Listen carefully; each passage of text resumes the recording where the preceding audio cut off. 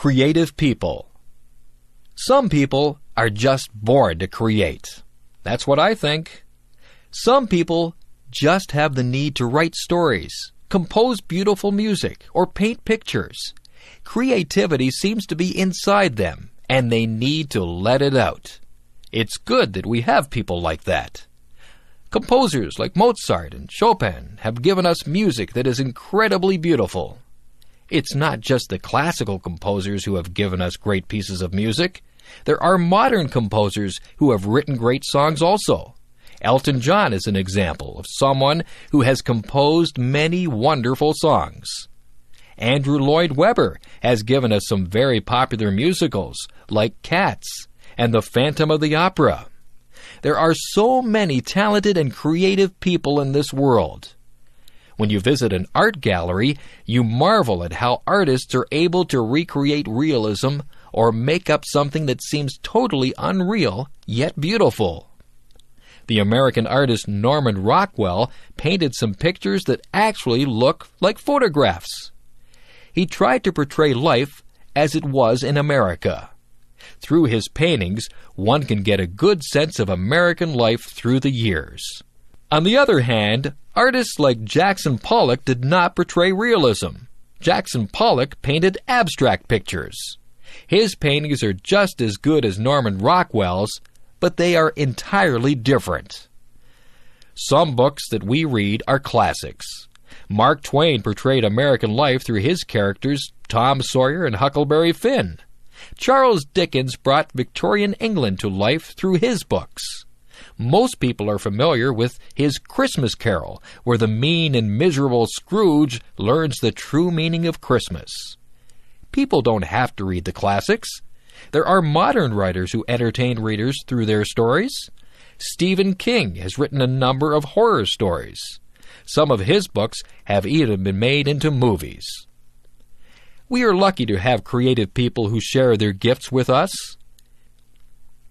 If you are lucky enough to be creative, you should use your talents to create works of art that we all can share.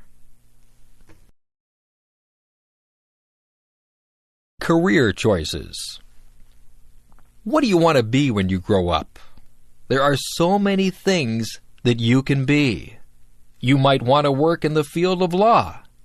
You could be a police officer. You could be a judge or a lawyer. Maybe you'd like to work in the food industry. You could be a cook or a waitress. You might want to manage a hotel dining room. Perhaps you would want to do room service in a hotel. You could be a chef and make fancy meals for people. Maybe show business is what you'd like to be involved in. You could act in television shows or movies. You could sing or play an instrument in a band. If you like to help people, you could go into medicine. You could be a doctor or a nurse. You might be a surgeon and operate on people. There are other jobs in the field of medicine too. You could be an X-ray technician or a lab technician. It takes a lot of education to be a doctor. Maybe you would rather be a teacher.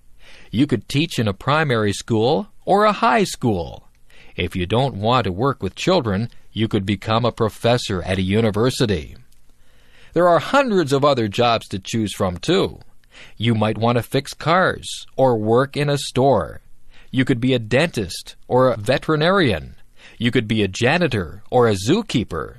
There are so many jobs that I just can't name them all. Maybe you'd like to be a minister or an organist at a church. You could be a babysitter or a shop clerk. You might be interested in being an astronaut or a baker. You could work in a bank or at a shop. You could work on a construction crew and build roads and houses. Maybe you'd rather decorate the houses, so you could become an interior decorator. You could cut hair or be a driving instructor. The list is endless. There are even jobs that you may never have heard about. The choice is yours. You just choose whatever you want to be and do your best to become that. I could go on forever. You could work in a library. You could be a factory worker or a fisherman. You could make clothes or build bridges.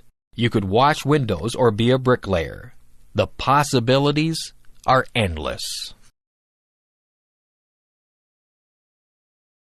I need glasses. I have been having trouble seeing the blackboard. Everything is blurry. I keep getting headaches. I told my mother about it, and she made an appointment with the optometrist. I went to a place where they made me read words and letters on a chart. Some of the words were big, and some were very small. I tried to read everything, but sometimes I couldn't see some of the small letters. The optometrist would cover one of my eyes while I read the chart. Then she would cover my other eye. She even put some drops in my eyes. I asked the optometrist if I had passed or failed the test. She laughed and said it wasn't that kind of test that you passed or failed. She was just trying to find out if I needed glasses. I did need glasses. My mother and I looked around. There were many pairs of frames. I wanted something that was in style. I tried on many pairs of frames. Some of them looked good on me, and some of them looked really funny on me. I finally chose a frame that was my favorite. I gave them to a lady who did some measurements. She told me to come back on Friday to get my glasses. On Friday, I got my glasses. My friends liked them. They said I looked smart in my glasses. I wore them to school on Monday, and I was able to see the blackboard clearly. I didn't realize how much I hadn't been able to see. Now I don't get headaches anymore. I'm glad that I have my glasses. Everything is a lot clearer now. I am clumsy. My mother says that I am clumsy. My father says that I am clumsy. I know that I am clumsy. I do things all the time that are clumsy. I fall down for no reason at all. If there is a crack in the sidewalk, I will be sure to trip on it and fall down. If I carry a plate of food in the cafeteria, I almost always either drop it or bump into someone with it. I don't try to do these things. It just happens. When I drink juice, I miss my mouth and get juice all over my shirt. I always have something spilled on my clothes. Last week I opened a jar of peanut butter. The jar flew out of my hands and landed upside down on the floor. There was a big glob of peanut butter on the floor. Yesterday I knocked over the sugar bowl. There was a big sticky mess on the floor. I bump my head when I get into the car. I rip my pants on things. I lose my money out of my pockets. I step on the cat's tail. I always feel bad when I do that because the cat thinks I don't love her. I don't mean to do these things. I am just a clumsy person. My parents tell me to slow down. I am always in a hurry. Maybe that's why I'm so clumsy. Maybe it's just a stage that I am going through. If it is, I hope it is over soon. Being clumsy is no fun at all. Home alone. I remember the first time that my parents left me home alone. I was very grown up, and I thought that I would be just fine. I was fine for a while. I watched television and had something to eat. I called my friend on the phone, and we talked for a while. Then I sat down to read a book. The house was quiet, very quiet. I found myself listening very carefully. I heard a tap-tap-tapping noise. I wondered where it was coming from. It seemed to be coming from the window. I turned out the lights so that nobody would see me, and I peeked out the window carefully. I was expecting to see a robber tapping at my window. There was nobody there. It was just a tree branch swaying in the breeze and tapping at my window. I felt silly. I turned on the lights and sat back down to read my book. A few minutes later, I heard some creaking noises. I listened carefully. Then I heard a clunking noise. I think it might have been the furnace. Then there was a whirring noise. My imagination began to play tricks on me. I was imagining that there were all kinds of creatures in the house. I told myself to grow up. I wouldn't let my imagination run away with me. I was glad when my parents got home. I told them about all the noises that I had heard. My parents laughed and said that all houses make noises. We're usually just so busy that we don't hear all the noises that go on. I have stayed home alone many times now.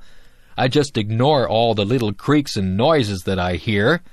I'm still alert and listen for anything suspicious, but I know that there are lots of noises that are harmless. That tree that taps on my window still frightens me sometimes, but I'm a lot braver now than I was the first time that I stayed home alone. Family. What does the word family mean to you? The easiest way to define family is to talk about who you are related to. Usually there is a mom and a dad, and children who are brothers and sisters. This would be the core family. Then there is the extended family, which would include grandparents, aunts and uncles, cousins, nieces, and nephews, and in-laws. People married to your brothers or sisters, husband or wife. However, I think the word family has a much deeper meaning. The word family brings words to my mind like love, support, help, kindness, fun, love, trips, closeness, love, forgiving, sharing, love, understanding, respect, and love. You'll notice one word that is repeated over and over again: love. I believe if a family has real love for one another, they will be able to overcome any problems they may have. Actually, they may not have too many problems if they all love and respect one another. However, there are things that cannot be helped, like death, sickness, or accidents. It is during those hard times that a family's love helps them to go through those experiences. We had quite a few children in my family. There were brothers and sisters, which included an adopted brother and a number of foster children too. I was also very fortunate that I had both my mom and dad to live with and do things like vacations together. We had a lot of fun, and there were some times of tears too. Above all, we love one another. Family is a wonderful thing. I am so lucky. My first job. My first real job was during my last year of high school. I had taken classes in various business subjects. In that last year of high school, we could do a co-op. That meant we could work part of the time instead of going to school. It would count as a credit towards our diploma. The place I got a job was at a men's tailor shop. The owners were a very nice older German couple. They had 2 other men working for them too. One of the men had had brain surgery for cancer. He had a big, long scar all around the top of his head. He told me all about it. He was always happy and full of fun. I thought he was very brave. The tailor shop made suits to order. One of the salesmen would measure the man, and the customer would choose a fabric and style for he or his wife liked. The people in the back of the shop would then cut and sew the suit. The suits cost a lot of money. There were also suits already made that the customer could buy instead if they wished.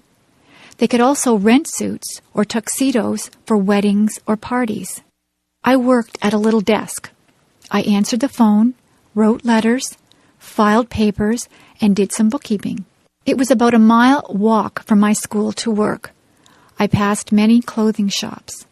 That wasn't good because I spent a lot of my money that I earned in those shops. I worked at the tailor shop for almost a year. It was a good experience and helped me get my next job with the United States Navy. That was fun too. Video designed by English7levels.com. First trip away from home. Today I'm going to my friend's house. Her name is Valerie. This is going to be my first trip away from home without my parents. My dad is driving me to Valerie's house, and I'll be staying there for 2 weeks. Her mom will drive me back home. It takes about 1.5 hours to get there. I have to pack enough clothes for play, work, and church. I hope I'll pack the right things. Of course, I have to remember my toothbrush and hairbrush. Valerie lives on a farm. I'll be helping her dad with milking the cows, I think. We'll play up in the hayloft after we have helped put the bales into the barn. We'll be all itchy when the job is done. There are a lot of things to do on a farm. Her mom is a good cook and will feed us well. There is a nice pond where we can go swimming. I mustn't forget my bathing suit. I wonder if the farm dog comes into the pond too. That would be funny. My dad and mom are giving me money just in case we go shopping. I hope we do go shopping because I want to buy lots of candy.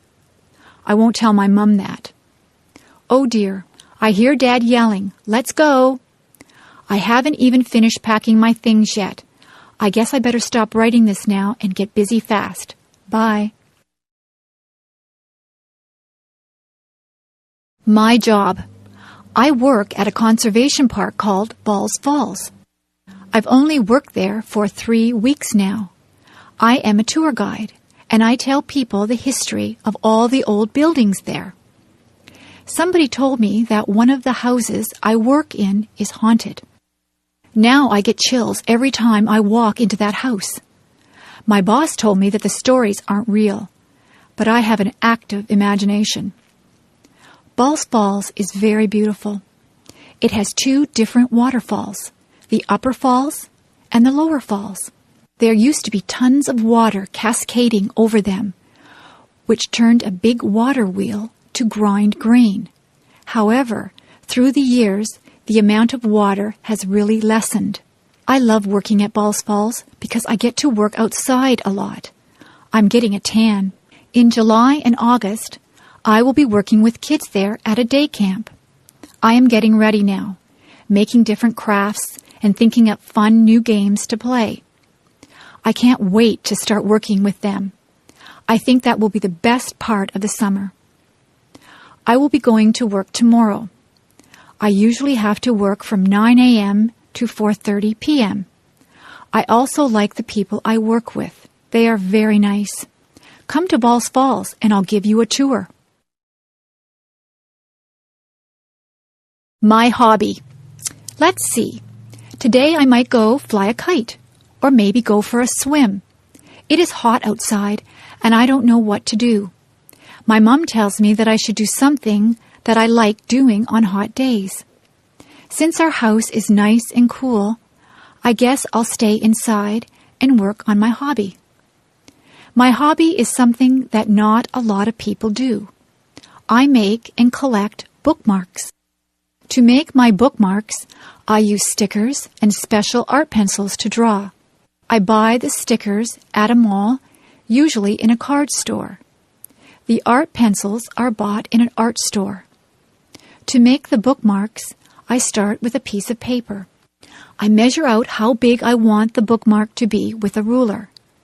I once made a bookmark so big that it couldn't even be used in a very big book. After I measure it, I draw lines so that I can cut it straight. Sometimes I use fancy scissors that cut zigzag or frills. Then I start to decorate them. I like to draw cartoons and flowers on my bookmarks. Sometimes I even put real flowers on them. A lot of the time, I write little sayings on the bookmarks. I like to give my bookmarks to friends and family. Sometimes I even sell my bookmarks to people. I like my hobby. I can draw whatever I want on the bookmarks. Maybe sometime in the future, I will be a famous bookmark maker and even have my own store. If I had $1 million.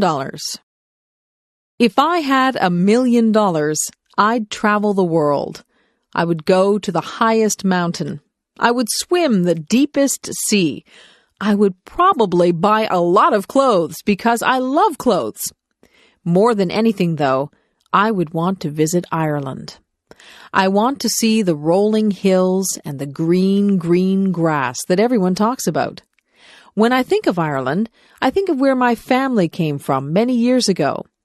I am almost all Irish, and I would love to see my family over in Ireland. If I had $1 million, I would buy a Mustang or a Pontiac Sunbird car. I would buy a nice house with a big backyard and an outdoor and indoor pool. I would love to take my family wherever they wanted to go. I would buy them wonderful presents, too. However, I know that money does not buy happiness. It does not buy you friends or family. It may bring some happiness only for the moment, but in the long run, your family is what will be there for you if you love them and are there for them. If I had to pick between $1 million and my family, I would pick my family. The $1 million is a nice dream. If that dream ever comes true and I do get a lot of money, I hope I would use it wisely. A picnic. What a great day for a picnic. We're not only having a picnic, we're having a big bike ride too. We did this last year with a lot of friends also. It was really fun. We meet quite early in the morning in a pretty little town. The town is where the Niagara River flows into Lake Ontario in Canada. The town's name is Niagara-on-the-Lake. Then all of the people, 50 or more, get on their bikes or rollerblades. We go on a bike path beside the river. The path we take is about 11 kilometers or 6 miles long. There are a lot of people using the path, too. We usually stop for an ice cream treat near the end or where we turn around to go back to our cars. It is just before the park where we will have our picnic and a steep hill. Many of the men and boys go up the hill. Most of the women and children go back to their cars. The ride takes about 2 hours plus whatever time we take at the ice cream store. After the ride is finished, we go to the park. We have a delicious potluck lunch. Potluck means everyone brings some food to share with the others. We eat, rest, talk, and laugh. After we've cleaned up, some of us climb the tower that is there remembering a war at that place and its general. It is a steep climb, over 100 steps. We usually end the day with a fun game of baseball or soccer. Finally, we pack up our stuff. Tired and dirty, we head for home with good memories swimming in our heads. Working in my yard. I live in a house that has a small yard around it. In my yard, there is a lawn and a garden. There is also a sidewalk that leads to my front door and a driveway that leads to my garage. Throughout the year, I work to maintain my yard. During the summer, I cut the grass that grows in my yard using a lawnmower. I like the smell of the grass when it has just been cut, but it's better not to cut the grass too short. When the weather is dry, I also put water on the lawn and garden so that the grass and flowers can grow. During the autumn, many leaves fall from the trees in my yard. I use a rake to collect the leaves from the lawn. Then I can put the leaves into bags. I can use the leaves to make fertilizer. When I was a kid, I didn't like the job of raking leaves, but now I don't mind it. Another job during the autumn is to remove flowers from the garden before cold weather arrives. During the winter, there is no work to do in the lawn or garden because they are covered in snow. But I need to keep the snow off my sidewalk and driveway. Whenever it snows, I use a shovel to clear the snow from the sidewalk and the driveway. Sometimes it snows a lot. If I didn't shovel the snow, it would soon be impossible to get into my house. During the spring, the snow melts. I clean up my yard by sweeping away the dirt and by removing weeds from the lawn and garden. I also put flowers back into the garden. It's nice to see them again after the long, cold winter. When spring comes, the grass grows very quickly, so I need to cut the grass quite often. Working in the yard can be very satisfying work. It's so nice when the lawn and garden are looking green and healthy. Early morning. Yawn. I'm so tired. I don't like getting up in the morning. I wish I could sleep in until noon. My mom has to come into my room and shake my feet. "Get up, you lazy girl," she says. "It's time to rise and shine. It's a beautiful day." I raise my head, mumble and turn over, putting my pillow over my head. My mom yanks my pillow from off my head and starts tickling me. "Okay, I'll get up," I shriek. The sun is so bright that I squint. I think I will go outside and play. I can't wait to get up now. My mom cooks me breakfast. I have eggs, bacon, toast, and orange juice. When I finish my breakfast, I brush my teeth, comb my hair, wash my face, and then change into my play clothes. I choose a bright pink and yellow tank top with jean shorts and blue sandals. My bike is in the garage where my dad keeps the cars and tools. As I pedal, my hair flies out behind me. I keep my mouth shut so that bugs don't get in. I am going down a big hill now. I can hardly pedal anymore. My legs are moving so fast. I hang onto my handlebars tightly.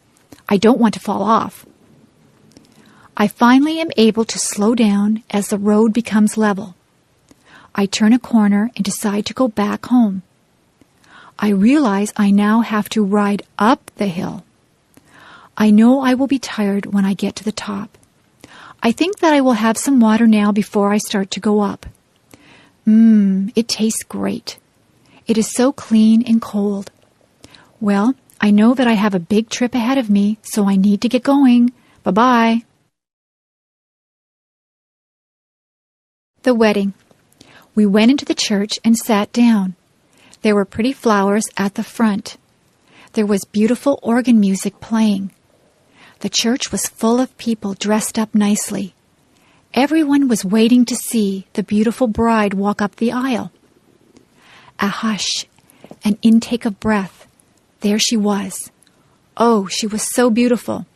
She had a lovely long white dress with pretty lace and beads. Her hair was swept up off from her face.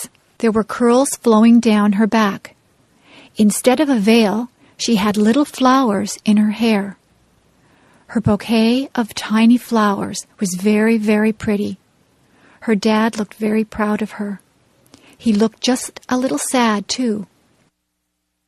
At the front of the church, the groom stood waiting. He had a beautiful, tender smile on his face. He took his bride's hand as her dad left her there. They smiled at each other. The minister read, prayed, and offered some words of advice to the lovely couple. Someone sang a pretty song. The groom slipped the simple wedding band on the bride's finger. She struggled a little to put a band on his finger. Pretty soon the minister said they were now husband and wife. They kissed. We all stood as they walked down the aisle to live the rest of their lives together as Mr. and Mrs. We cried. The perfect place. There is a place in my mind that is pure. Everything there is beautiful. Many flowers grow, and the grass is very green. The clouds are always white and fluffy. The tree's branches sweep the earth floor. You can hear the sound of a waterfall. It is roaring with life, and the water races. A bird calls in the distance, and as you listen, the sound gets closer. A flapping quite near makes me turn and look. A great, magnificent eagle flies over my head. The strength I see in his powerful wings amazes me. I am never thirsty or hungry. I live off the beauty that surrounds me in this perfect place. I walk on trails that lead me to breathtaking places. The beach is my favorite spot to end up. The sand between my toes is soft and cool. I love to lie down on the sand. I watch the sun go down. Sometimes the sun is a brilliant orange. The world seems like it is on fire. Waves lull me to sleep. The seagulls wake me up. In this perfect place, I have learned so much. The animals and their homes are so precious. I have learned to respect the animals. They were here first. The sounds, smells, and sights are too perfect and full of life. There is no war here, no anger or stress. I don't have to worry about pollution or destruction. My perfect world exists only in my head.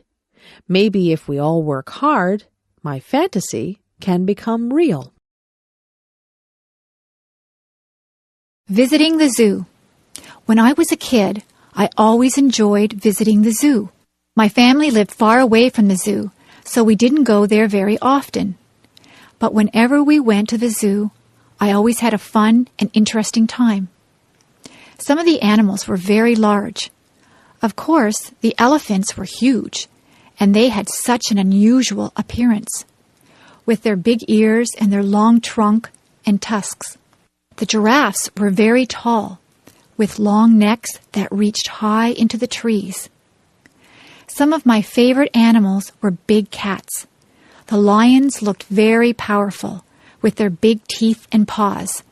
The tigers were just as big and strong, with yellow and black stripes. But the bears were even larger than these cats. The polar bears, with their bright white fur, liked to swim through the water. The grizzly bears had brown fur and liked to roam around on land. The animals from Australia seemed very unusual. The kangaroos, with their strong legs and long tail, could jump great distances across the ground. The baby kangaroo could go inside its mother's pouch. Another Australian animal, the koala bear, crawled slowly in the trees where it ate leaves. The monkeys and apes were also very interesting. In many ways, they reminded me of people. Some of the monkeys were very small. They could use their arms, legs, and tail to swing through the trees. Some of the apes were very large. The gorilla was the largest of all. Sometimes a big gorilla would stand up and pound his fists on his chest. To see all the animals at the zoo took almost a whole day. By the end of the day, I was very tired from walking around. But I was also very happy to see all the amazing animals from places around the world. The dentist appointment. My dentist called my house the other day. He told me I needed my teeth cleaned. I set up an appointment to see him on Saturday, June the 10th. When I got to my dentist's office, I had to sit in the waiting room. There were other people ahead of me. They finally called my name. I went into his room and sat down on a big blue chair. They leaned it back. A bright light was turned on. It hurt my eyes, so I closed them. My dentist asked me to open my mouth. I did. I thought my mouth was very big, but he told me to open it even wider. Soon he began poking around to see if I had any cavities. He flossed my teeth and put fluoride around my teeth too. The fluoride tasted like bubble gum. I had to spit into a dish-like bowl. It squirted out water. My dentist kept asking me questions. I couldn't answer because there were weird tools in my mouth. When I tried answering back, he seemed to understand, though. His helper came into the room. She asked me to open my mouth again. I had to clamp down on something that felt like rubber. She put a big camera-type machine right next to my cheek.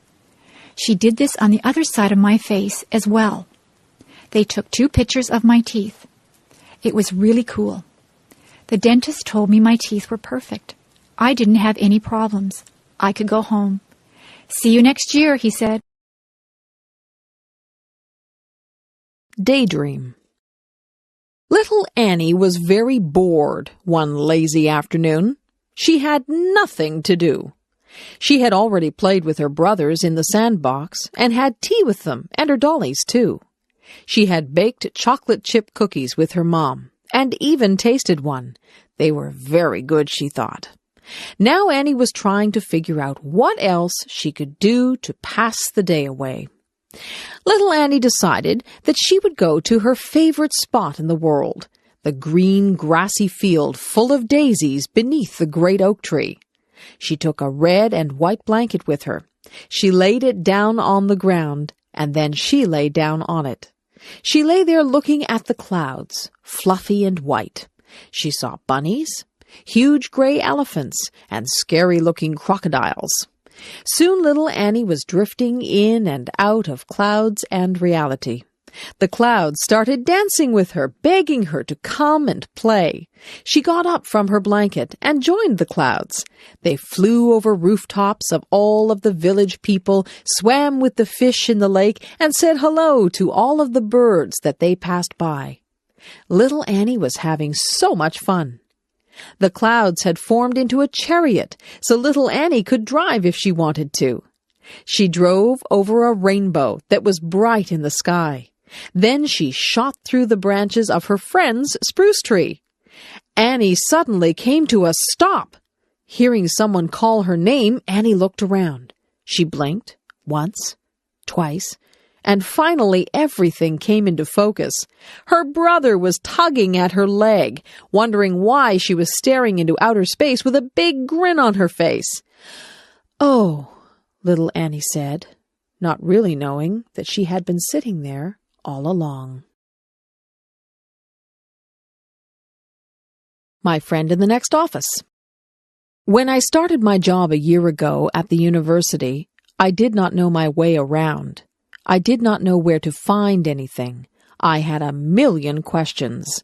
But Diane in the next office took me on a tour showing me the places to eat, the library, the lecture rooms, where to get a picture ID card, how to get from one building to another.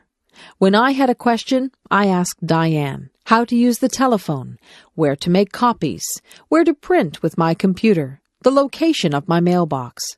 She teaches as I do. We both spend a lot of time helping students and answering their questions. She giggles a lot. I hear her laugh with her students. Sometimes she asks my advice about her work or about a problem, and I ask her advice. Sometimes she comes into my office and says, "I am really angry. Can I whine to you?" Then she talks about a problem, and I listen. And then she returns cheerfully to her office. Sometimes I go into her office and say, "I'm upset about something that happened. Can I come in for a minute?" Then I grumble to her, and she listens, and then I go back cheerfully to my office. Each of us feels better when we have shared our problems. Then they are no longer problems. Diane is shy in a group of people. She is quiet and does not start a conversation.